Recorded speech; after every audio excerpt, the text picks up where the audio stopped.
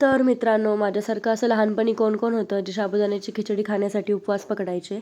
मी तर त्यातलीच एक होते, कारण की मला खिचडी फार आवडते.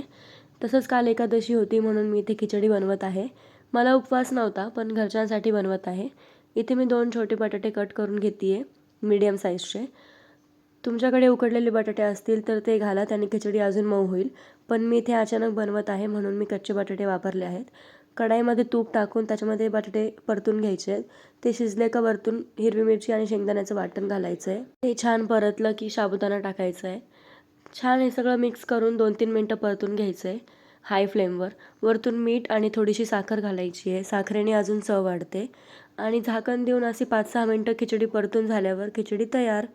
तुम्ही ही शेंगदाण्याच्या आमटीबरोबर खा, दहीबरोबर खा, लिंबूबरोबर खा, जसं तुम्हाला आवडेल. आणि माझ्या चॅनलला सबस्क्राईब करा आणि व्हिडिओला लाईक करा. Thank you for watching. Bye bye.